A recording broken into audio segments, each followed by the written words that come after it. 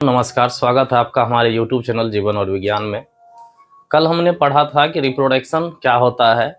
Asexual reproduction की चर्चा हुई थी और एसेक्सुअल रिप्रोडक्शन के प्रकार के बारे में भी हमने बात की थी। आज हम लोग उसी एसेक्सुअल रिप्रोडक्शन के टाइप्स यानी कि उसके प्रकार के बारे में हम लोग पढ़ेंगे, जिसमें कि पहले नंबर में था फ्यूजन। और यह फ्यूजन जो होता है, फ्यूजन का मतलब होता है विखंडन। क्या होता है? विखंडन। इसके नाम से ही पता चलता है विखंडन। विखंडन मतलब टूटना, विभाजित होना। विखंडन मतलब टूटना, विभाजित होना। तो यह जो विधि है रिप्रोडक्शन की, यह एसेक्सुअल रिप्रोडक्शन के अंतर्गत आता है, जिसे हिंदी में हम लोग अलैंगिक प्रजनन कहते हैं। क्या कहते हैं? अलैंगिक प्रजनन कहते हैं। और ये अलैंगिक प्रजनन का वीडियो मैं पहले पोस्ट कर चुका हूं। मैं आपको इस वीडियो के डिस्क्रिप्शन में डाल दूंगा इसका लिंक, जहां से कि आप एसेक्सुअल रिप्रोडक्शन को देख सकते हैं।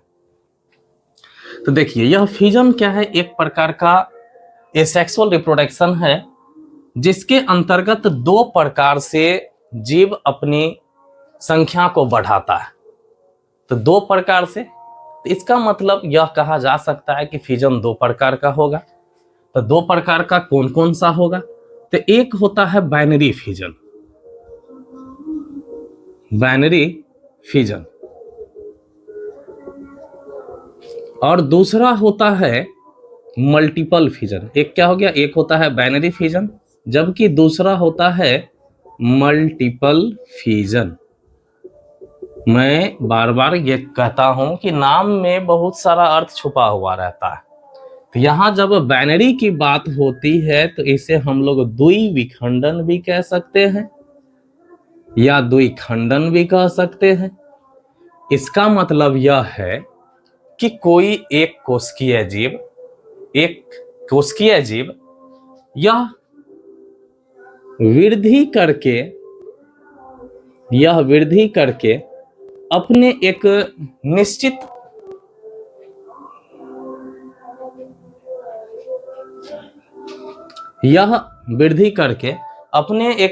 निश्चित सीमा पर पहुंच जाता है। कहने का मतलब कह सकते हैं कि यह एक चरम सीमा पर पहुंच जाता है, जहां कि इसका जो ग्रोथ होता है यानी कि वृद्धि होना जो होता है वह रुक जाता है। तो जब वृद्धि होना रुक जाता है तो अब इसका क्या समय आ गया कि अब इसमें विभाजन होगा। क्या होगा? अब इसमें विभाजन होगा। तो विभाजन होगा तो सबसे पहले यह जो एक कोशिकीय जीव है, इसका यह जो आप बीच में न्यूक्लियस देख रहे हैं, मतलब केंद्रक देख रहे हैं, इस केंद्रक का विभाजन होगा। केंद्रक विभाजन होने के फलस्वरूप यह एक केंद्रक से दो केंद्रक में विभाजित हो जाएगा। और यह जो प्लाज्मा मेम्ब्रेन है यानी कि ये कोशिका झिल्ली है, प्लाज्मा मेम्ब्रेन, यह जो प्लाज्मा मेम्ब्रेन है यानी कि कोशिका झिल्ली है, यह कोशिका झिल्ली इसके चारों तरफ से बाउंड किया हुआ है, इसको घेरा हुआ है।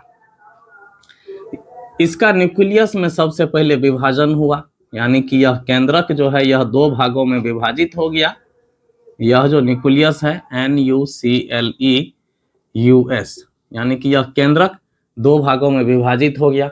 अब जब केंद्रक विभाजित हो गया तो इसके विभाजन के फलस्वरूप इसके साइटोप्लाज्म में कॉन्ट्रैक्शन उत्पन्न होगा, संकुचन उत्पन्न होगा, जिसे हम लोग सेल फ्यूरो कहते हैं। क्या कहते हैं? सेल फ्यूरो कहते हैं।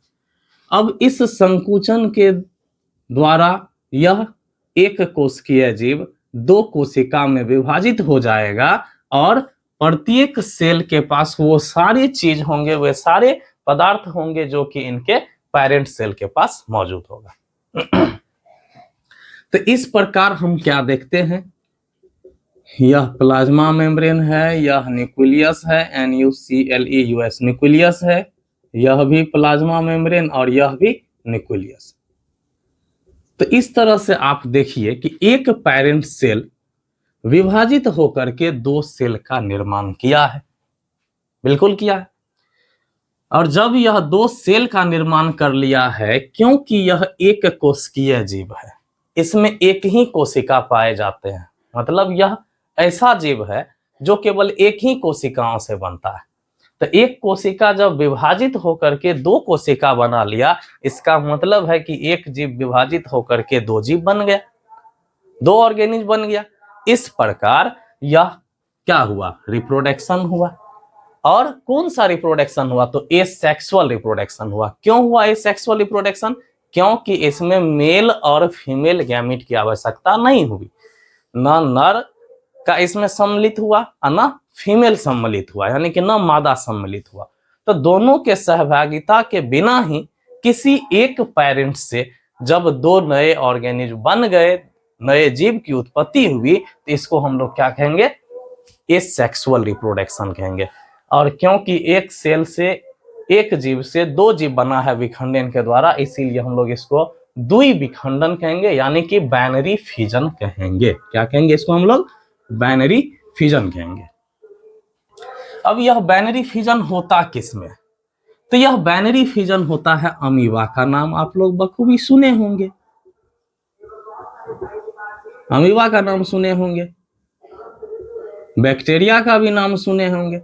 और इसमें आप यह देखिएगा कि यह जो जीव होता है, यह जो फिजन होता है, या कहें कि एसेक्सुअल रिप्रोडक्शन होता है, तो वह ज्यादातर निम्न स्तर के जीवों में होता है। तो यहाँ बाइनरी फिजन किस में हो रहा है, एक कोशिकीय जीवों में हो रहा है। चलिए, यदि आप इस चीज को सीख गए तो हम लोग आगे बढ़ते हैं। आप इसका डायग्राम के साथ आप इसकी चर्चा कर सकते हैं, आप इसको नोट कर सकते हैं, फिगर के साथ उतार सकते हैं। चलिए, अब अगला है मल्टीपल फिजन। तो मल्टीपल फिजन को हम लोग जस्ट देखते हैं, इसको तब आप नोट कर सकते हैं।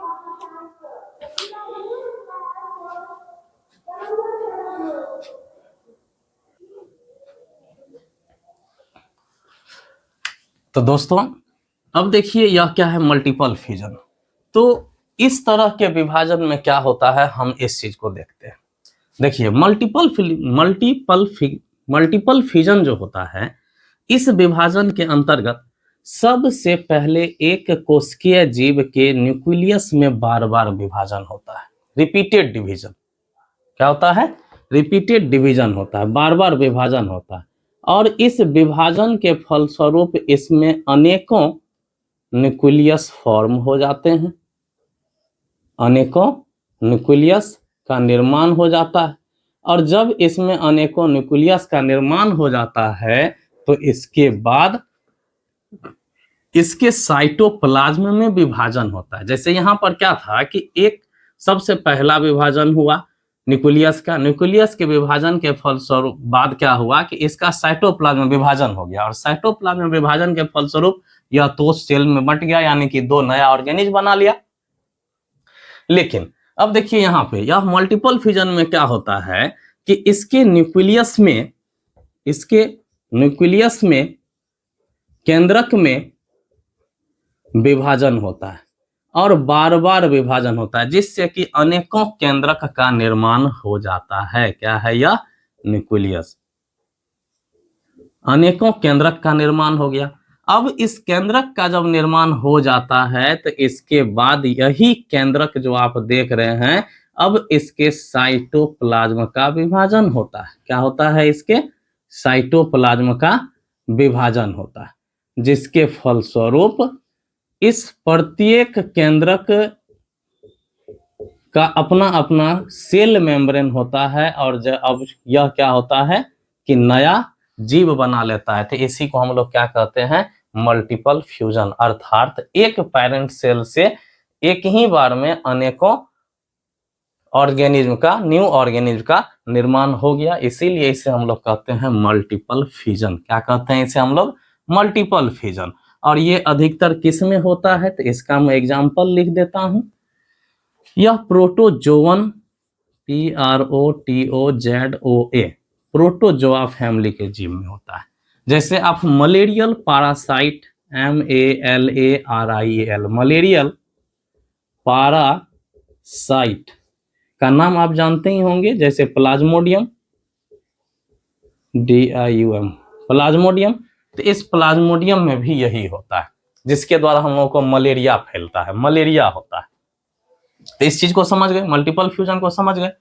अब इसके बाद है, इस फ्यूजन के बाद है बडिंग। तो अब मुझे इसको इरेज करना पड़ेगा।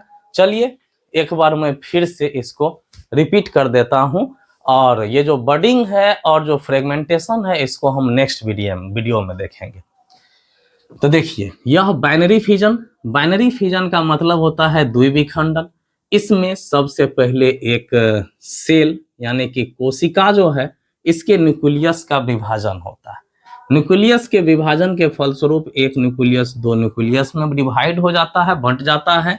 और इस न्यूक्लियस के विभाजन के फलस्वरूप अब इसके पश्चात क्या होगा कि इसका प्रत्येक, यह जो न्यूक्लियस है, यह इसके सेल में के साइटोप्लाज्म में सेल फ्यूरो उत्पन्न करेगा, संकुचन उत्पन्न करेगा, जिससे कि यह सेल दो कोशिका में, दो सेल में डिवाइड हो जाएगा।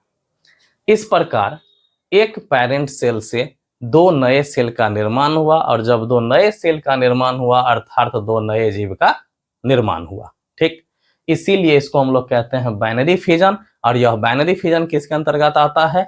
ये सेक्सुअल रिप्रोडक्शन के अंतर्गत आता है, क्योंकि इसमें किसी भी प्रकार का मेल एवं फीमेल के गैमेट का सहभागिता नहीं है। इसके बाद यह मल्टीपल फ्यूजन, यह भी एक प्रकार का सेक्सुअल रिप्रोडक्शन है। इसमें इसके न्यूक्लियस में सबसे पहले रिपीटेड डिवीजन होता है, यानी कि बार बार विभाजन होता है। इसके विभाजन के फलस्वरूप अनेकों न्यूक्लियस का निर्माण होता है, अनेकों केंद्रक का निर्माण होता है, और फिर इस केंद्रक के निर्माण के पश्चात इसके साइटोप्लाज्म में विभाजन होता है, जिसके फलस्वरूप प्रत्येक न्यूक्लियस के पास अपना अपना साइटोप्लाज्म हो जाता है, सेल मेम्ब्रेन हो जाता है, और इस प्रकार यह एक सेल से अनेकों नए जीव का निर्माण करता है, अनेकों नए ऑर्गेनिज्म का निर्माण करता है। इसलिए इस विधि को हम लोग मल्टीपल फ्यूजन कहते हैं। यह किस में होता है? तो यह होता है प्रोटोजोआ में, मलेरियल पैरासाइट में होता है। ठीक है, चलिए अब हम लोग इसके बाद बडिंग और फ्रेगमेंटेशन की भी चर्चा करेंगे नेक्स्ट वीडियो में। बहुत बहुत धन्यवाद। यदि आपको हमारा वीडियो अच्छा लगा हो तो आप इसे लाइक कीजिए, शेयर कीजिए, और हमारे चैनल को सब्सक्राइब कीजिए और दूसरों से भी करवाइए। Okay, thank you.